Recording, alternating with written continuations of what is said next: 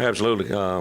Obviously, good to get back in the game week. Took advantage of last week as far as getting a chance to look at the TCU depth or look at the TCU game in depth.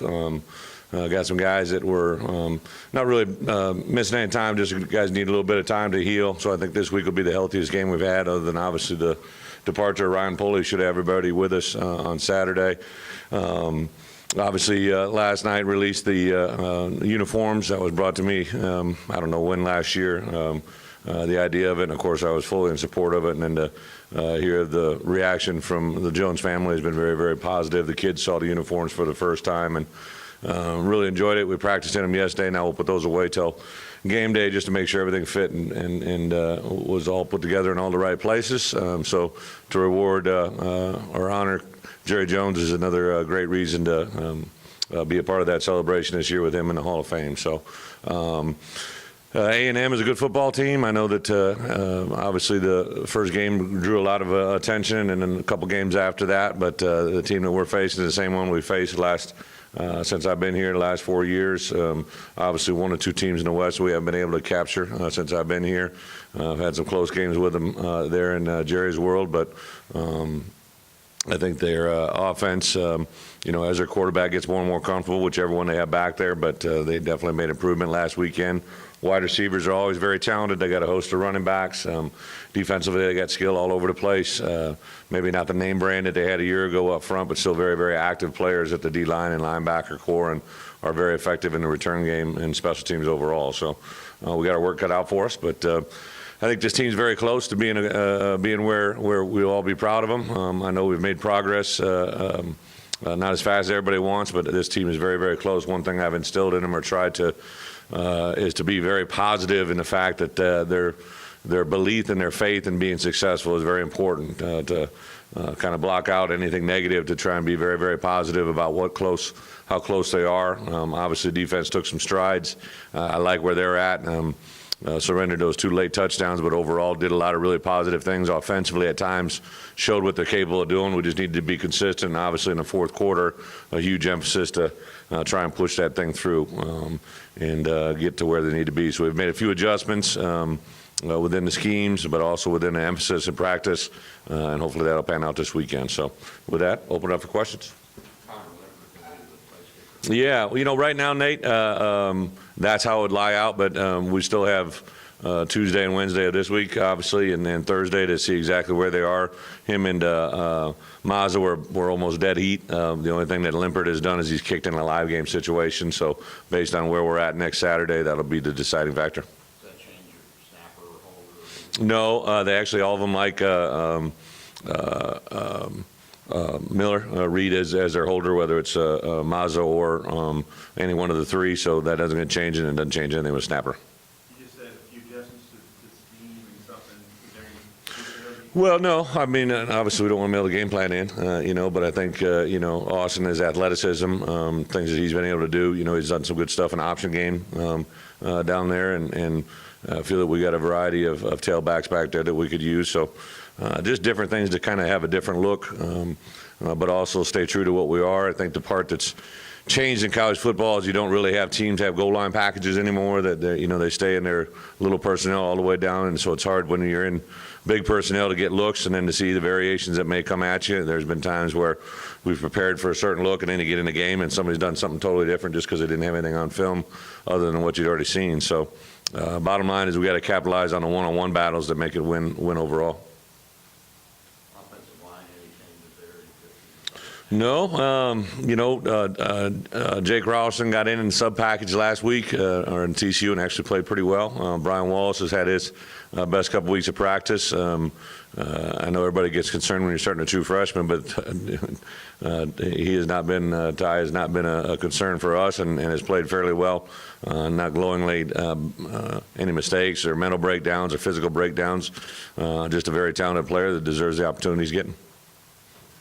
The A&M games for you, they've been some of the closest, almost had those type games. Is this series kind of a little bit more something special? Obviously I've made repeated comments to the fact that this is, one of the few teams, one of two teams that we haven't beaten in the West. Obviously, my first year we had Johnny Manziel out here, and would stayed after it for a while, but ended up breaking down in the end. And then the next year and the year after that went into overtime games that we were out in front of and weren't able to close it out. And then last year we're in control of the game. I think there's a 16-10 point game when we had a chance to score, didn't get it in, and really could have broke things open. Give credit to them, but that's what I'm talking to this group about. Hey, in today's world, I think men naturally don't really believe in things until they actually see them or witness them, and they need that apparent goal or that vision or that feeling of having it done. And when you're in a situation in a program like we took over, to get that feeling consistently is hard to establish, and we're right there knocking on the door. I know we at times have done it, but at times we haven't, and until we hurdle that barrier, it's going to be something that we just talk about. I want it to be tangible, I want it to be real, and I want them to feel their success and kind of block out any outside noise that tries to detract them from it and tell them why they can't.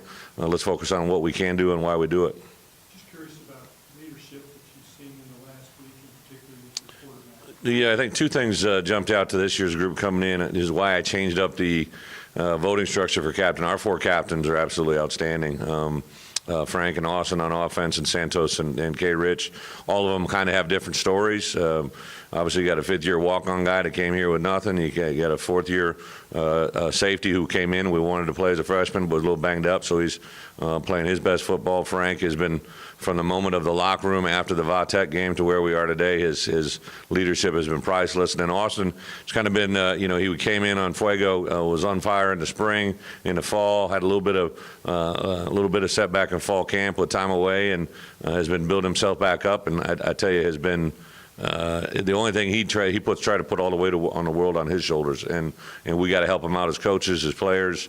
We're all in this together. He's got to have confidence to step up and do the things he's capable of doing, because when he's on, there isn't anybody better than him. But we recognize that we got to take some things as coaches maybe off his plate to make sure that the plate gets smaller and he can get better before we try to add more to it.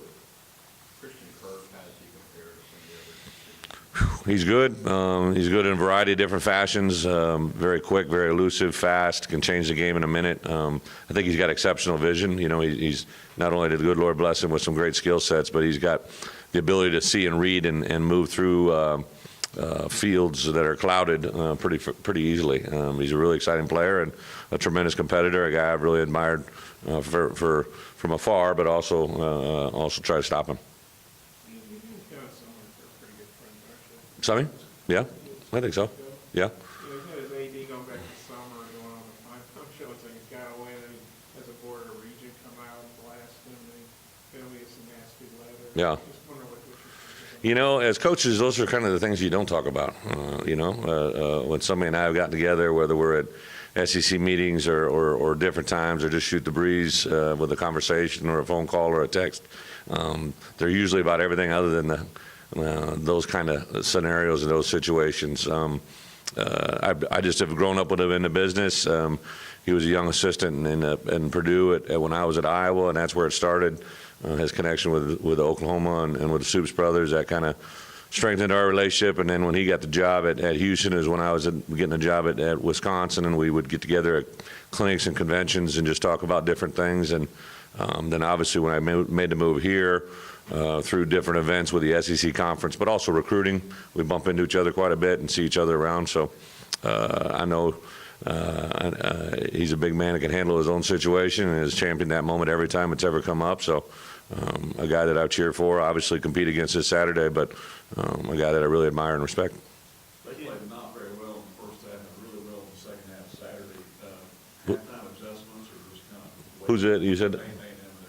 Yeah, absolutely. I did make it back. I was on the road recruiting, but I'd made it home and got a chance to watch pretty much live the whole from the second quarter on. And I think when you got a team that responds the way they did and finish the way they did, you know that they got players that believe and respond in a very, very positive light. They put it on their back and turned that game around in the fourth quarter.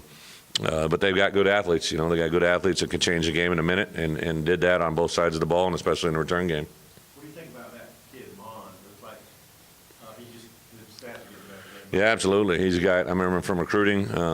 He's obviously a very gifted athlete, but I thought the part that was different in the second half for him was he he really threw the ball with some confidence, stepped into some throws, and it's something they're going to continue to build and work upon. And just like any other position, when you got a young player at a position, especially a quarterback, you just got to weather the storm, try to make it easy around them, and I know that's what they're trying to do. During a lot of the game against TCU, I know it wasn't perfect, but what, does that make you impressed? Dre's even just last night, I was watching the end zone version of our practice, and linebackers have a tendency to get in a hurry to go somewhere, and Dre, I think because he's so athletic, he never crosses his feet. He's very poised. He's consistent in his demeanor to the football, inside out, for the most part. But if he has to set an outside in edge, then he'll do that as well. I grabbed him on Sunday after the TCU and said, "Hey, brother, you had 17 tackles. Could have probably had 22, 23." And he knows it. I think the maturity that he's shown, he's trying to get better every day. I really just, when you walk into the lunchroom and you see a guy like Dre, you point at a guy like that's the linebacker. He's the guy that stands out, and him and Scooter, I think, as a tag team, have a chance to be pretty special if we keep them going in the right direction. How much has he missed not having that workout, and how much catch-up did he have to do? Dre? That was more during, obviously during the spring and fall, but once he's been cleared, we really, we're conscious and we're aware of it. What we do with him a little bit more than others is we might modify his off the field conditioning, or, if we get further into the season, we may back off and not have him in individual and keep him more for the teamwork period, just to try to back off the volume that he might have in a work week. When people focus on the running game, Our running game? yeah, people talk about tackle to tackle, Mm-hmm. how do the wide receivers are, because that's where a lot of newness is. Mm-hmm. How was that? TCU game? What were the first two games? Tight end? I think it took us a little bit of time to get going in the opener, just because, again, there were some limiting factors there. I knew that was going to happen. You got new wide receivers who, until they actually see it and feel it, and perimeter blocking is unique. You can do it all day, every day in practice, but in live game scenarios, when people are starting to dive over blocks, people are running over or around in full speed reactions, you kind of have to use the game as teaching film. So I think Austin Cantrell would be the first to tell you that he wants to play better. He's a guy that we really like as a tight end and a blocker, and I think he's going to make huge jumps. I think C.J. O'Grady is right on the cusp of turning into a really, when he goes, he's pretty special, and his on switch is hitting more and more than it's not hitting.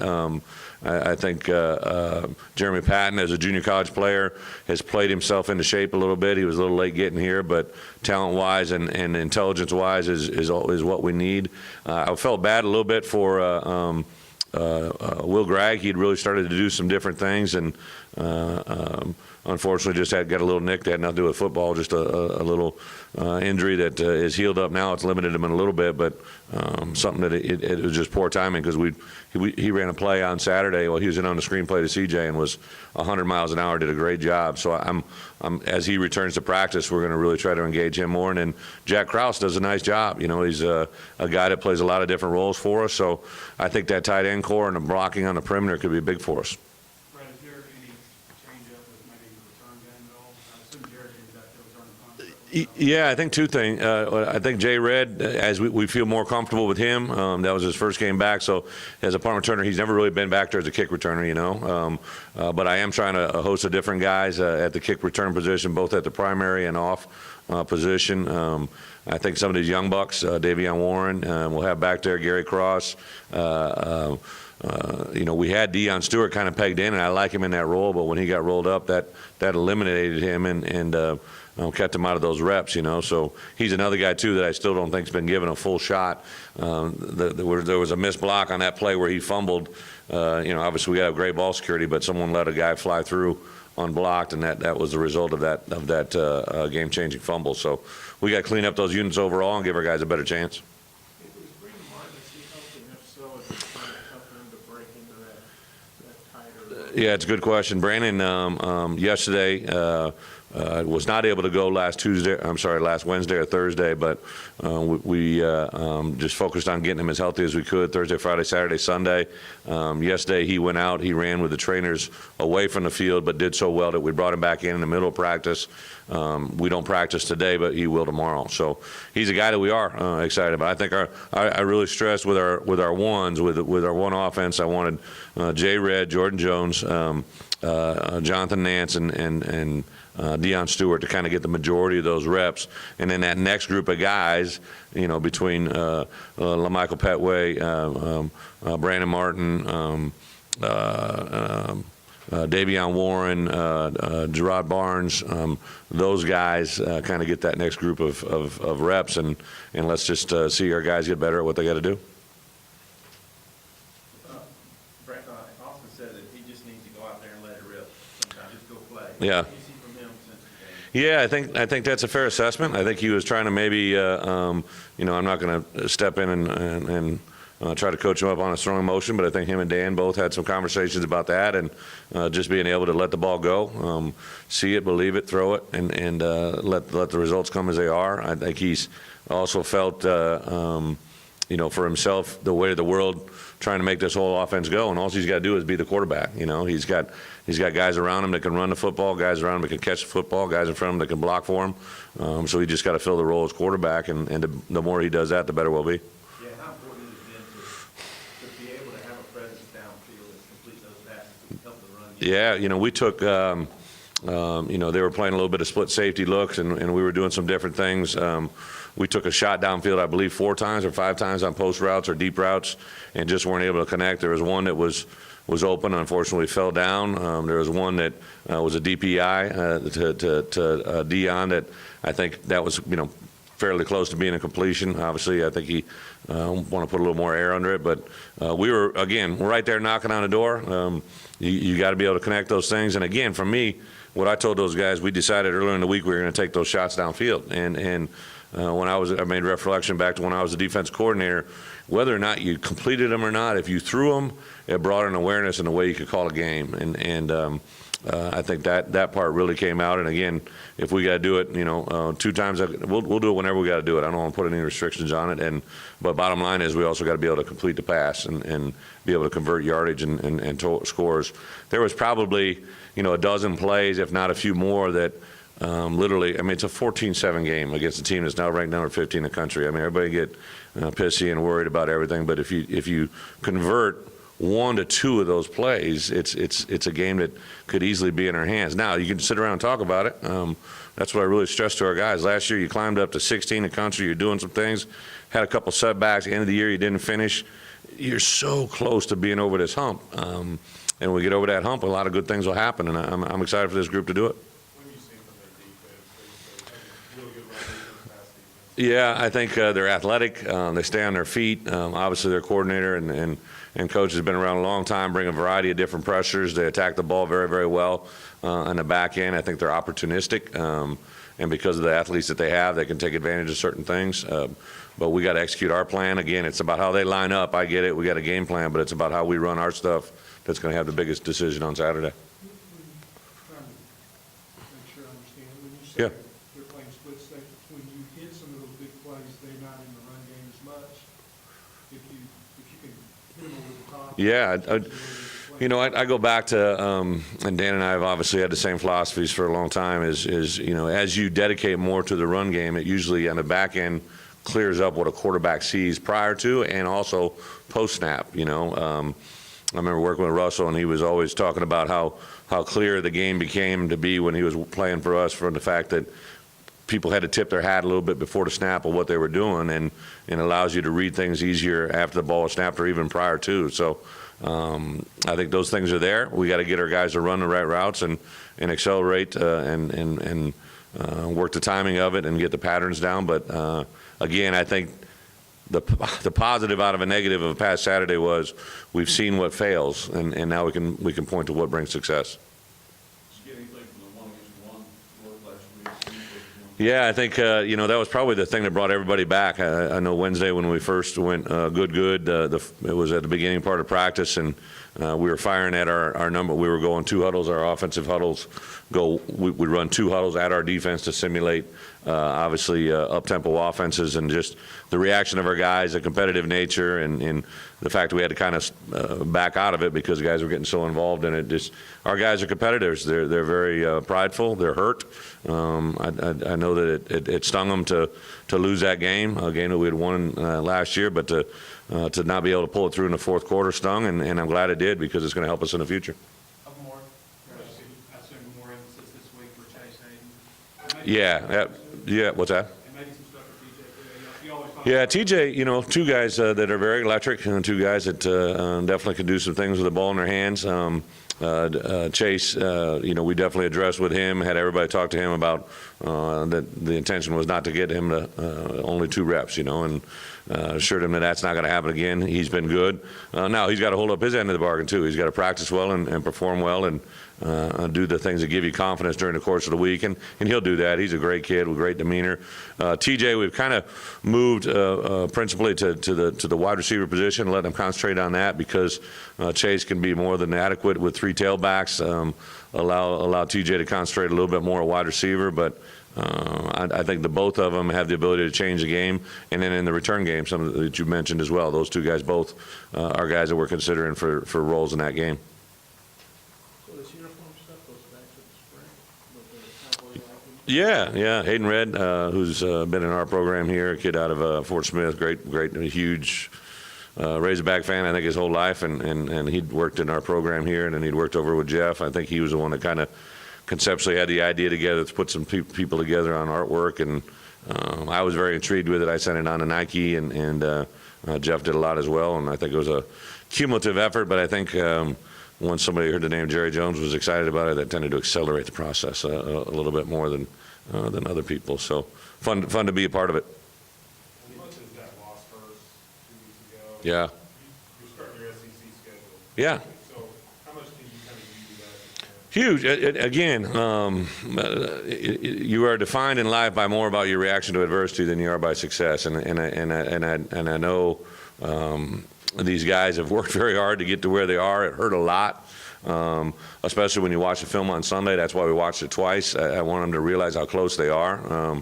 Again, they have to understand too how many good things they did. You can't just bury them with the negativity. There's enough of that in this world today. So we've really tried to, hey, put this behind you, understand where it's at, learn from it, don't leave it behind you. Let's have it be a part of our future as well. So the good news is they did some things very, very well. Some young guys have continued to come along. I really encourage them to do 2 things: hold each other accountable. As coaches, we can talk about it all we want, we can preach it, and we can say it, but I wanted some accountability within the positional groups, within the room, and that's definitely there. And then also, I don't need anybody superhuman to show up. I don't need 10 guys are going to be, or 11 guys, first team All-SEC. I mean, it'd be great on Saturday, but the fact of the matter is we don't. But the guys that are at that level need to play at that level. The guys that are support players need to play their support role. Guys, if they're going to get 10 plays in the offensive package, they need to be great in those 10 plays. And we can't have any, we were detrimental in certain times with some costly penalties. We did not tackle with the same efficiency that we did in the preseason during our scrimmages in the first game. And when we do things that are uncharacteristic of what we train to be, we're going to have failure. And I can't stress enough to our guys that you're at the status where you need to be. You understand it. When we have a kid make a mistake, not only does he know it, everybody else knows it. And that wasn't there. I remember my first couple of years, we'd have a fumble, and somebody would be complaining whether or not it was a fumble, rather than owning the ball security. Now we know when we fumble or we have ball security issues, it leads to disaster. And it sounds like a small step, but it's a big step. And now, once they taste it, it's very hard to get there. But once you accomplish that feeling and that taste, it's very easy to go back to it. It's why you see some of these successful teams that are down by large numbers or down in the heat of battle come back and win it, is because they expect to have success. And when our kids read or hear or see so much blah, blah, blah, blah, blah, unfortunately, they begin to believe it, you know, and I mean, that's why the positive rhetoric that we can put in front of them, the visual imagery, the consistency that we can show that they have success, the better they'll be, because that's what they consume. You talked about sports and coaches in the past. Would you have texted Kevin after that first game, the UCLA game? No, we don't. Usually we text happy thoughts, I think, overall. I don't do it with a lot of guys, but a handful of guys, just like you, when you're sure in your personal life. I think when there's bad things that happen that are away from the game, you always, you reach out, compassion, and do stuff like that. But when they're football things, it's you're already here. I know for me as a head coach, I don't want to hear it, so I don't really do that back to others.